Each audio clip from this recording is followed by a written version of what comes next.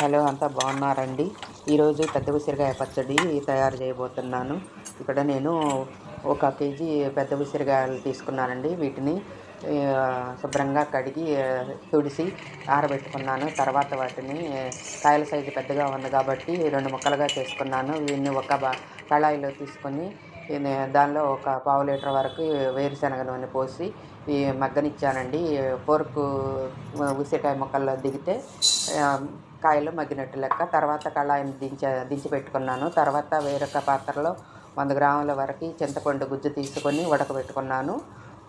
తర్వాత వేరొక గిన్నెలో ముక్కాల గిద్ద ఆవాలు మరియు చిన్న స్పూన్తో 3 స్పూన్లు మెంతులు తీసుకొని వేయించి చల్లారనిచ్చి పొడి కొట్టుకున్నానండి. తర్వాత కల్లుప్పు ముక్కాల గిద్ద తీసుకొని మిక్సీ పట్టుకున్నాను. 1 గిద్దన్నర కారం తీసుకున్నాను. కొద్దిగా పసుపు యాడ్ చేసుకున్నాను. 2 చిన్నుల్లిపాయలు దంచి పెట్టుకున్నానండి. ఉసిరికాయ ముక్కలు చల్లారిన తర్వాత కళాయిలో ఈ ఇంగ్రీడియంట్స్ అన్నీ కలిపి వేసుకున్నానండి.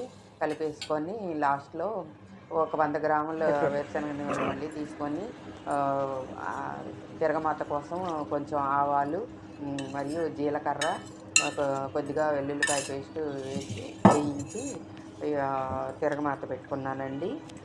ఉసిరికాయ పచ్చడి తయారైందండి. ఉసిరికాయ పచ్చడి చాలా టేస్ట్గా ఉందండి. ఇది వగరగా పుల్ల పుల్లగా ఉప్పుగా కారం కారంగా ఉంది. దీనిలో సి విటమిన్ ఎక్కువగా ఉంటుంది కాబట్టి మన బాడీలో ఇమ్యూనిటీ పవర్ని పెంచుతుందండి. మన కంటి చూపును వృద్ధి చేస్తుంది. జుట్టు పెరుగుదలకు ఉపయోగపడుతుంది. ప్రతిరోజు 2 ముద్దలు